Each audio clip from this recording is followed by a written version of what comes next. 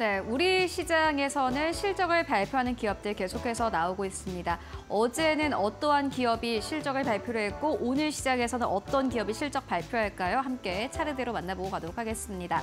먼저 CJV입니다. 사실 실적이 좋지 않았기 때문에 시장에서 여러 가지 좀 우려가 나왔던 기업이기도 한데요.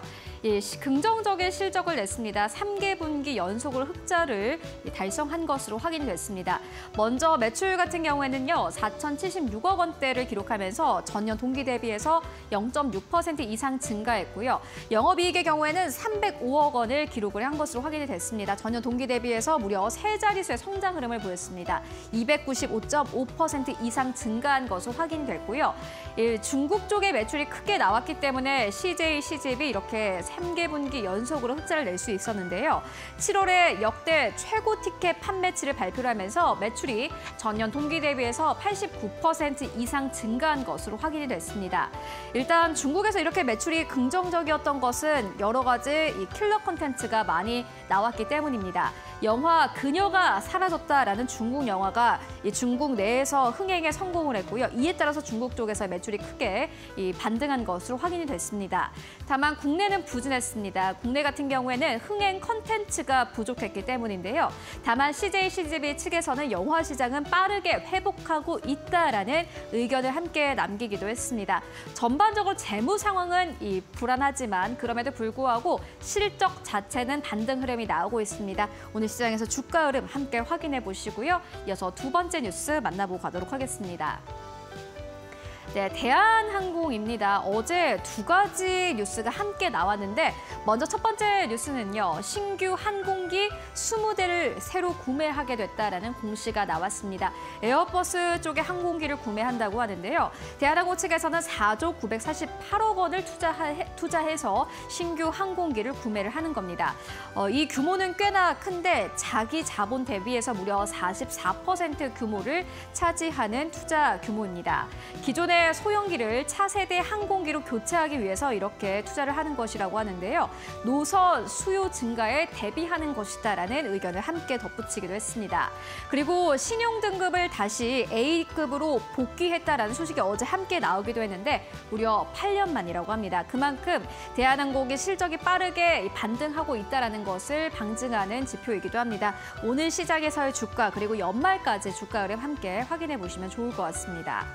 이어서 세 번째 뉴스 함께 만나보실까요? 오늘 삼성전자가 확정 실적을 발표할 예정입니다. 그리고 오늘 컨퍼런스 콜 함께 진행을 할 예정인데 일단 반도체 쪽은 여전히 부진할 것으로 보여집니다. 3분기 연속 수조 원대의 적자가 전망이 되고 있는 상황인데요.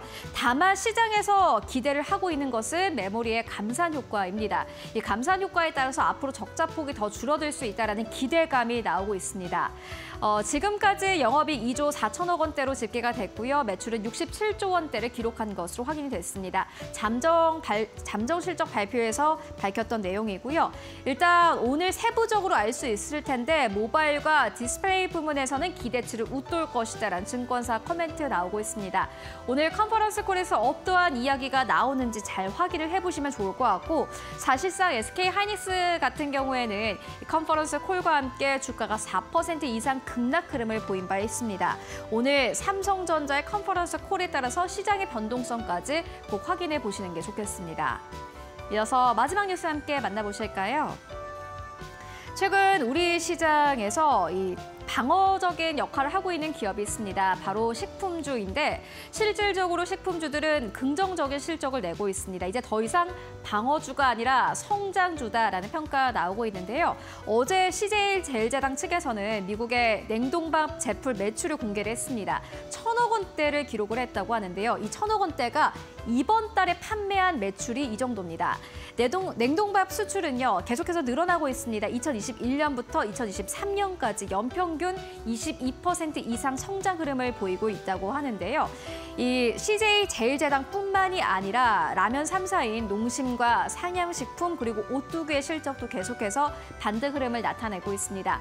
라면의 판매가 외국에서 계속해서 호조 흐름을 보이고 있기 때문인데요. 있는데요. 라면 수출액 같은 경우에는 지난 16일 기준으로 해서 1년간 23.5% 이상의 성장 흐름을 보이기도 했습니다.